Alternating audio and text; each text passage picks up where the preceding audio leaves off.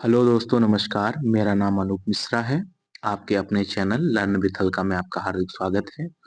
लगभग मेरे 80% व्यूअर ऐसे हैं जो मेरे वीडियो को देखते तो हैं, लेकिन मेरे चैनल को सब्सक्राइब नहीं करते हैं। लगभग 20% व्यूअर हैं ऐसे हैं जो वीडियो को देखते हैं और सब्सक्राइब किए हुए हैं।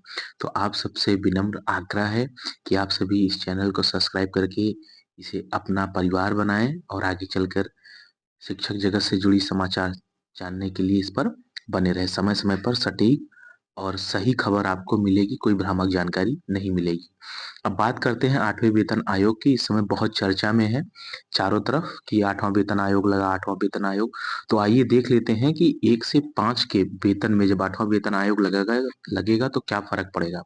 तो 8वें वेतन के अनुसार कितनी कितनी सैलरी बढ़ेगी या फिटमेंट फैक्टर पर निर्भर करता है। फिलहाल 3 फिटमेंट फैक्टर की चर्चा हो रही है, इनमें से किसी एक को लागू करने की संभावना बताई जा रही है। इन तीनों में से जिस एक फिटमेंट फैक्टर को सरकार लागू करेगी उसे ही बेसिक पे में गुणा कर दिया जाएगा, जो फिर जो आयोग 8वें वेतन आयोग के अनुसार नया बेसिक पे हो जाएगा। उस समय डीए शून्य हो जाएगा, मतलब सैलरी में बस एचआरए और मेडिकल ही मिलेगा। मान लीजिए ग्रॉस सैलरी आपकी मतलब इन हैंड जो आपको मिलेगी बेसिक पे, DA 0% plus HRA plus medical. मान लीजिए बीपीएससी टीचर जो भी नियुक्त हैं बिहार में, उनका 2500 बेसिक पे है। तो 3 फिटमेंट फैक्टर हो सकते हैं, 1.70, 1.92, 2.86। अगर 2500 में 1.70 से गुणा करेंगे तो बेसिक पे आपका बन जाएगा 42,000। डीए 5% के हिसाब से 2000 हो गया, तो लगभग 42 और 2000 लगभग 44,500 और 1000 मेडिकल का तो लगभग 45,500, लगभग 45,500 रुपए फिटमेंट फैक्टर 1.70 के अनुसार आपकी सैलरी बनेगी। अगर वही फिटमेंट फैक्टर 1.92 सरकार ने लागू किया तो आपका बेसिक पे तो 48,000 हो जाएगा। डीए 5% के हिसाब से 5% मान लेते हैं। अगर आपका डीए बन रहा है ग्रामीण स्तर पर, डीए कई बनता है, 5 बनता है, 7 बनता है, 16 बनता है, 20 बनता है। हम मिनिमम डीए 5% की बात कर रहे हैं।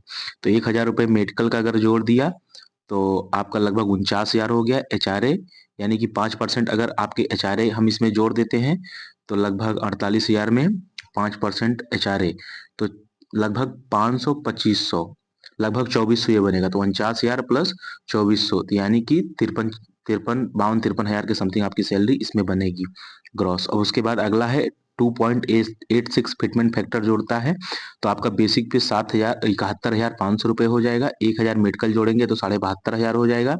एचआरए इसके हिसाब से बनेगा 7 × 5 = 3500, लगभग 3600 रुपए। तो 3600 और 1000 एचआरए कितना हो गया आपका, 1000 मेडिकल हो गया 3600, एक मतलब 4600। तो इसमें 4600 और जोड़ेंगे मतलब लगभग 4500 मान लीजिए, तो 71,000 और 4000 75, लगभग 76 77 हजार के समथिंग यहाँ पे सैलरी आपकी हो जाएगी। दोस्तों ये रहा आपका जानने का। अब आइए समाचार पे चलते हैं। अगला समाचार है चौथे चरण में बहाल होंगे 80,000 शिक्षक, सम्राट चौधरी ने की है पेशकश। आइए देखते हैं क्या है खबर। उप मुख्यमंत्री सम्राट चौधरी ने कहा कि बिहार में जल्द ही चौथे चरण के तहत 80,000 शिक्षकों की बहाली होगी। राज्य सरकार की ओर से इस बाबत आवश्यक प्रक्रिया शुरू कर दी गई है। उप मुख्यमंत्री ने शुक्रवार को सोशल मीडिया एक्स पर यह जानकारी साझा की है। उन्होंने कहा कि बिहार में फिर से 80,000 शिक्षकों की बहाली होगी। युवा मन लगाकर पढ़ें, एनडीए सरकार भरपूर बहाली करा रही है। शिक्षक भर्ती की एक नई सौगात एनडीए सरकार ला रही है। टीआरई 4 में 80,000 शिक्षकों की बहाली होगी। टीआरई 3 में खाली पद 21,397 पदों को भी टीआरई 4 में शामिल कर लिया गया है। उप मुख्यमंत्री ने कहा कि बिहार सरकार सभी स्कूलों में पर्याप्त शिक्षक उपलब्ध कराने का वादा कर चुकी है और इस दिशा में आवश्यक कार्रवाई की जा रही है। सरकार की योजना है कि राज्य के 75,000 स्कूलों में 7 लाख से अधिक शिक्षक की बहाली की जाएगी। दोस्तों आप लोग तैयार हो जाइए, चुनाव से पहले आप लोगों का टीआरई 4 का विज्ञापन आने वाला है। ये देखिए टीआरई 4 में प्राथमिक शिक्षकों के लिए इस बार टफ हो सकता है कंपटीशन। आइए देखते हैं क्या है पूरी खबर। पूरी खबर है कि बिहार लोक सेवा आयोग के तीसरे चरण की भर्ती टीआरई 3 प्रक्रिया के समापन के बाद आयोग चौथे चरण की शिक्षक नियुक्ति की अधिसूचना जारी करेगा।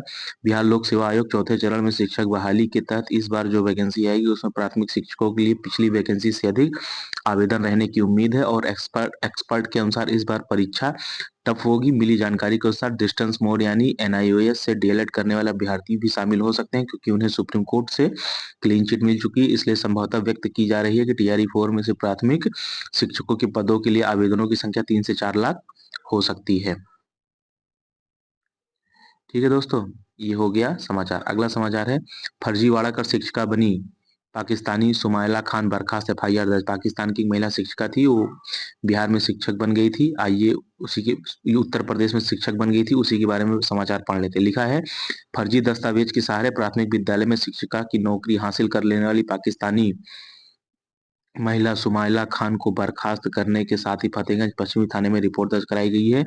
आरोप है कि उसने फर्जी निवास प्रमाण पत्र लगाकर नागरिकता छिपाई और नौकरी भी पाली। जांच में प्रमाण पत्र फर्जी पाए जाने पर 3 अक्टूबर 2024 को उसे निलंबित कर दिया गया था और 2015 में प्राथमिक विद्यालय मधुपुरा के सहायक अध्यापक पद पर कार्यरत थी। इस प्रकार देख सकते हैं, तहसीलदार की जांच में प्रमाण पत्र फर्जी पाए जाने के बाद 3 अक्टूबर 2024 को हो गया था निलंबन। जांच के बाद बीएससी ने सेवा की समाप्ति की।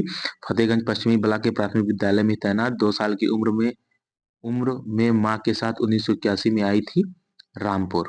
ठीक है दोस्तों, ये हो गया। अब अगला समाचार है, 9:30 बजे खुलता है विद्यालय, 9:13 पे ही 9:13 पर ही बीओ ने काटी 8 शिक्षकों की उपस्थिति, इनमें आक्रोश दर्ज है। मामला आपका है बीसपी प्रखंड के शैक्षणिक अंचल चौटा अंतर्गत उत्क्रमित उच्च माध्यमिक विद्यालय तीसी नरसामा का है। इन लोगों का कहना यह है, जो सब लगभग विद्यालय 9:30 बजे खुलता है और 4 बजे बंद होता है, तो 9:30 बजे शिक्षक आकर अपना हाजिरी बना लेते हैं। लेकिन इन लोगों का कहना है कि बीओ 9:13 पर आए और उपस्थिति पंजी टेबल पर ही रखी थी और उन्होंने उठाया। 9:30 बजे के बाद काटने के पहले, 9:30 बजे के बाद काटा जाता है ना, अगर आप विद्यालय ना पहुंचे तो। बीओ ने 9:13 पर ही जहां हाजिरी बनानी थी उस कॉलम को काटकर और चले गए। इस प्रकार शिक्षकों में आक्रोश व्याप्त है। अगला समाचार है, चौथे चरण की बहाली, इसके बारे में मैंने आपको बता ही दिया है। अगला है, प्रवेश पत्र खो जाने या दूसरे की फोटो लगने पर भी दे सकेंगे इंटर और मैट्रिक की परीक्षा। ये देख लीजिए छात्रों, आप लोगों के लिए बहुत जरूरी है। इंटर की परीक्षा 1 से तो मैट्रिक की 17 से केंद्र अधीक्षक का मिलान कर उसे परीक्षा में बैठने की अनुमति देंगे। क्या लिखा है, इंटर और मैट्रिक परीक्षा का प्रवेश पत्र जारी हो गया है। ऐसे में जिन अभ्यर्थियों के प्रवेश पत्र में फोटो की त्रुटि है अथवा किसी दूसरे की फोटो लग गई है, उसमें भी परीक्षा में बैठने की अनुमति दी जाएगी। वैसे परीक्षार्थियों को फोटो युक्त मूल पहचान पत्र के साथ परीक्षा केंद्र पर पहुंचना होगा। इनमें Aadhaar, PAN card, voter ID, passport, driving licence अथवा फोटो युक्त बैंक पासबुक के विकल्प है। वहीं किसी एक पहचान पत्र की छायाप्रति राज्य प्रतिनिधि अधिकारी से सत्यापित करा कर लाना होगा। केंद्र अधीक्षक को अधिकार दिया गया है कि वे मूल पहचान पत्र की फोटो से परीक्षार्थियों के चेहरे का मिलान कर उसे परीक्षा में बैठने की अनुमति देंगे। इसके बाद वह संबंधित परीक्षार्थियों को ओएमआर सीट व डाटा रहित उत्तर पुस्तिका उपलब्ध कराएंगे। यदि किसी परीक्षार्थी का प्रवेश पत्र गुम हो गया हो या भूल से घर पर छूट गया तो ऐसी परिस्थिति में उपस्थित पत्रक में स्कैन्ड फोटो से उसकी पहचान की जाएगी और रोल सीट में सत्यापित कर परीक्षा में बैठने की अनुमति दी जाएगी। वैसे इस बार सभी विद्यार्थियों को प्रवेश पत्र के साथ आधार कार्ड लेकर परीक्षा में जाना अनिवार्य है। ठीक है दोस्तों, अगला समाचार है, इंटर परीक्षा की ट्रेनिंग के नाम पर खाना पूर्ति। अगला है, इंटर परीक्षा की ट्रेनिंग के नाम पर आयोजित कार्यशाला शुक्रवार को महज मजाक बनकर रहेगी। कार्यशाला के लिए तय जगह पर क्षमता से अधिक संख्या में शिक्षकों को बुला लिए जाने से अफरा तफरी की स्थिति बन गई। बिहार बोर्ड के क्षेत्रीय कार्यालय में प्रमंडल में 6 जिलों के केंद्राधीक्षकों को परीक्षा की तैयारी संबंधित ट्रेनिंग के लिए बुलाया गया था। क्षेत्रीय कार्यालय में जगह मुश्किल से 150 लोगों के बैठने की थी और कार्यशाला में 400 से अधिक केंद्राधीक्षक पहुंचे थे। कार्यशाला में उपस्थिति बनाने को लेकर भी एक दूसरे में धक्का मुक्की होती रही। 2 पालियों में 6 जिलों के केंद्राधीक्षकों को बुलाया गया था। शिक्षकों ने कहा कि ट्रेनिंग नहीं हुई, बस उपस्थिति बनवाई गई। आक्रोशित केंद्राधीक्षकों ने कहा कि कार्यशाला पर खड़ा होने की भी जगह नहीं थी, सभी एक दूसरे से धक्का मुक्की करते रहे। अगले समाचार की तरफ बढ़ते, एडमिट कार्ड खो जाने पर भी दे सकेंगे परीक्षा। इंटर और मैट्रिक परीक्षा को लेकर तैयारी जारी है। इंटर की वार्षिक परीक्षा 2025 1 से 15 फरवरी तक, मैट्रिक वार्षिक परीक्षा 17 से 25 फरवरी तक 2 पालियों में आयोजित की जाएगी। इंटर प्रैक्टिकल परीक्षा 10 से शुरू है जो 20 जनवरी तक चलेगी। वहीं मैट्रिक परीक्षा का इंटरनल असेसमेंट और प्रैक्टिकल परीक्षा 21 से 23 जनवरी तक होगी। यदि किसी परीक्षार्थी का एडमिट कार्ड गुम हो गया हो या भूल से घर छूट गया हो तो ऐसी स्थिति में उपस्थिति पत्रक के स्कैंड फोटो से पहचान कर और रोल सीट से सत्यापित कर परीक्षा में बैठने की अनुमति दी जाएगी। इंटर और मैट्रिक परीक्षा का एडमिट कार्ड भी जारी हो गया है। परीक्षार्थी जिनके प्रवेश पत्र में फोटो की त्रुटि है उन्हें परीक्षा में बैठने की अनुमति दी जाएगी। जिन छात्रों के एडमिट कार्ड के फोटो में अगर गड़बड़ी हो या किसी अन्य की तस्वीर छपी हो तो छात्रों को पहचान पत्र के साथ परीक्षा केंद्र पर पहुंचना होगा। अगला समाचार है बीपीएससी 17वीं परीक्षा की दोनों आंसर की जारी कर दी गई। यानी सरकार ने पहले दोनों परीक्षा ली, फिर दोनों का एक उत्तर कुंजी जारी किया, उसके बाद रिवाइज्ड आंसर की जारी की है। दोनों परीक्षाओं के 4-4 प्रश्नों को रद्द कर दिया गया है। आप लोग जाकर अपनी उत्तर कुंजी को मिला सकते हैं। आइए देख लेते हैं क्या खबर है। बीपीएससी ने 17वीं परीक्षा की फाइनल आंसर की को शुक्रवार को जारी कर दिया। यह सामान्य बिहार की सामान्य विषय की है।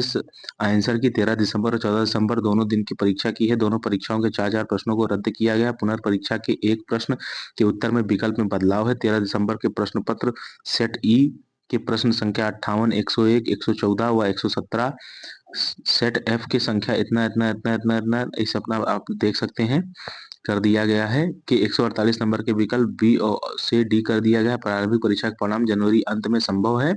इससे पहले बीपीएससी ने 8 जनवरी को आंसर की जारी की थी, जिसमें 16 जनवरी तक आपत्ति मांगी गई थी। आपत्ति की जांच के बाद 17 जनवरी को फाइनल आंसर की जारी की गई। 13 दिसंबर को 911 केंद्रों पर परीक्षा हुई और पटना के बापू परिसर की परीक्षा रद्द कर 4 जनवरी को 22 केंद्रों पर पुनः परीक्षा कराई गई थी। ठीक है दोस्तों, अगले समाचार की तरफ बढ़ते हैं। वेतन 8वें वेतन आयोग सरकारी कर्मियों का वेतन बढ़ने से आयकर स्लैब स्लैब बदलेगी, जिससे सरकारी खजाना भरेगा। पैसा बाजार में खर्च होने को इकोनॉमी मजबूत होगी। वेतनमान बढ़ती सैलरी का 27% तक, इनकम टैक्स 20% बाकी टैक्स में माना जाता है। 7वें वेतन से कर संग्रह 20% तक बढ़ा था। 8वें वेतन से ये संग्रह लगभग 27% तक बढ़ जाएगा। ठीक है दोस्तों, अगले समाचार पर बढ़ते हैं। अगला समाचार है स्कूलों में विद्यार्थी ट्रिक से पढ़ेंगे पाठ पाठ लंबे समय तक रहेगा याद। शिक्षा विभाग छात्रों को वार्षिक परीक्षा की तैयारी के साथ ही प्रतियोगी परीक्षा की तैयारी कराने की भी योजना बना रहा है। हालांकि इसके लिए स्कूलों में विशेष क्लास नहीं चलेगी। शिक्षक छात्रों को पढ़ाते समय बेसिक ज्ञान को नोट कराएंगे, जिससे बड़ी क्लासेज और प्रतियोगिता परीक्षा की तैयारी के समय उन्हें विषय की अच्छी समझ हो सके। इस दौरान शिक्षक छोटे छोटे बिंदुओं को भी बताएंगे। इस संबंध में शिक्षा विभाग का कहना है कि अधिकांश प्रतियोगी परीक्षाओं में ऐसे सवाल पूछे जाते हैं जिनको छात्र पढ़ते रहते हैं लेकिन तत्काल उसका सही आंसर नहीं देते। ऐसे में बेसिक तैयारी होने पर बड़ी क्लास में छात्राओं को पढ़ने में आसानी होती है। ठीक है दोस्तों, अगला समाचार है टीआरई 4 के प्राथमिक शिक्षकों के लिए इस बार कंपटीशन टफ हो गया। इसको हमने आपको बता दिया था। शिक्षा विभाग ने की है जारी गाइडलाइन। सरकारी स्कूल में हर रोज सर संवर कर आएंगे बच्चे, नाखूनों की होगी चेकिंग, अच्छे वेशभूषा में आएंगे, माहौल अच्छा रहेगा, वातावरण अच्छा रहेगा तो बच्चे पढ़ाई अच्छे से कर पाएंगे। पीटी की अंतिम आंसर की जारी कर दी गई। ये सूचना भी हमने आप लोगों को दे दी थी। प्रवेश पत्र खोने की भी जानकारी हमने दे दी थी। ग्राम कचहरी सचिव के लगभग 1513 पदों पर बहाली प्रक्रिया शुरू हो गई है। प्रतिमाह 6000 मानदेय, इंटर या समकक्ष होनी चाहिए योग्यता। अनारक्षित वर्ग के लिए 37, आरक्षित वर्ग के लिए 42 आयु वर्ग रखा गया है। जिले में ग्राम कचहरी सचिव के खाली पड़े 1583 पदों के लिए ऑनलाइन आवेदन की प्रक्रिया शुक्रवार से शुरू हो गई है। योग्य अभ्यर्थी 29 जनवरी तक आवेदन कर सकते हैं। इसके लिए न्यूनतम योग्यता इंटर मतलब 12th रखा गया है। सामान्य वर्ग के लिए 37 है, जबकि अनारक्षित वर्ग के लिए 42 वर्ष आयु सीमा है। इन ग्राम कचहरी सचिव को प्रतिमाह 6000 का मानदेय मिलेगा। पंचायती राज विभाग के आदेश पर जिले में ग्राम कचहरी सचिव के 1583 पदों के लिए ऑनलाइन आवेदन लिया जा रहा है। विभाग ने पूरी नियुक्ति प्रक्रिया के लिए तिथि निर्धारित कर दी है। इसके अनुसार 29 जनवरी तक अभ्यर्थी ऑनलाइन आवेदन कर सकते हैं। इसके बाद 3 से 7 फरवरी तक पंचायती राज कार्यालय में आवेदन की स्क्रूटनी कर योग्य अभ्यर्थियों का पैनल बनाया जाएगा। 8 से 13 फरवरी के बीच तैयार पैनल का अनुमोदन नियोजन समिति के सदस्य सचिव द्वारा कर लिया जाएगा। वहीं 15 फरवरी से 1 मार्च के बीच अनुमोदित मेधा सूची को ग्राम कचहरी के सूचना पट पर सार्वजनिक किया जाएगा। सूची सार्वजनिक करने के साथ ही इस पर दावा आपत्ति भी लिया जाएगा। इसके बाद 3 से 10 मार्च के बीच दावा आपत्ति का निराकरण करते हुए पुनः अंतिम पैनल तैयार किया जाएगा और 11 से 18 मार्च के बीच सफल अभ्यर्थियों के बीच नियोजन पत्र का वितरण किया जाएगा। इस प्रकार दोस्तों आज के समाचार नहीं दोस्तों, एक समाचार और है, आइए देख लेते हैं। सॉरी, CFMS 2 से वित्तीय लेन देन में हो रही तकनीकी परेशानी, यानी कि अब तक जो बीपीएससी शिक्षकों का वेतन टीआरई 2 का CFMS 1 से आ रहा था, उसको अपडेट करके CFMS 2 कर दिया गया। वही अपडेट करने में दिक्कत हो रही थी, जिससे से अभी तक वित्तीय लेन देन नहीं हुआ था। विभाग के बीच वित्तीय लेन देन के लिए राज्य के कॉम्प्रिहेंसिव फाइनेंशियल मैनेजमेंट सिस्टम प्रभावी है। यह नई व्यवस्था जिसमें अभी अभी विभाग में वित्तीय लेन देन में समस्या हो रही है। सर्वाधिक प्रभाव कार्यालय विभागों पर पड़ रहा है। बिलिंग और भुगतान में परेशानी हो रही है। CFMS वस्तुतः ट्रेजरी से जुड़ी तकनीकी व्यवस्था है। वित्त विभाग के सूत्र बता रहे हैं कि कुछ तकनीकी समस्या है जिसे यथाशीघ्र सुलझा लिया जाएगा। बहरहाल CFSL 2 से बिलिंग में बहुत अधिक परेशानी होने पर कोषागार से भी भुगतान की वैकल्पिक व्यवस्था है। उल्लेखनीय है कि केंद्र सरकार ने ICFMS व्यवस्था लागू की है। इसके अंतर्गत राज्यों को केंद्रीय विशेष सहायता योजना की राशि तब मिलेगी जब उनकी CFMS केंद्र की ICMF व्यवस्था से संबंध हो जाएगी। बताते हैं कि इसके लिए जल्दीबाजी हुई। वित्तीय कार्यों के निष्पादन में तेजी और पारदर्शिता के लिए CFMS2 पोर्टल में कई नए फीचर्स जोड़े गए हैं। इसके लिए वित्त विभाग ने अधिकारियों और कर्मचारियों को प्रशिक्षण भी दिया है दोस्तों। और जहां तक मुझे जानकारी है कि CFMS2 अपडेट हो गया है मंगल या बुध तक। सोमवार को तो नहीं कह सकते, लेकिन सोमवार से शाम से लेकर मंगल या बुध तक आप लोगों का वेतन आ जाएगा दोस्तों। ठीक है, इस प्रकार आज के समाचार समाप्त होते हैं। दोस्तों, आप लोगों से विनम्र निवेदन है, आप सब शिक्षक साथी हैं, मैं भी शिक्षक हूं, आप ही के परिवार का सदस्य हूं। मैं बड़ी मेहनत से वीडियो बनाकर आप लोगों के समक्ष प्रस्तुत करता हूं और शिक्षक जगत में जुड़ी हुई जानकारियां आप लोगों के समक्ष लेकर आता हूं। इस मेरी मेहनत को आप सब प्रोत्साहित करिए। प्रोत्साहन के रूप में आप अपने जानने वालों से चैनल को सब्सक्राइब करवाइए और लोगों को शेयर करिए और वो भी इस वीडियो को देखें। ठीक है दोस्तों, आप अपने से छोटों को प्यार करें, बड़ों को सम्मान करें, अपना व्यक्तित्व इस प्रकार विकसित करें कि महिलाएं समाज में सुरक्षित और सम्मानित महसूस करें। जय हिंद, जय भारत, जय बिहार, जय श्री राम।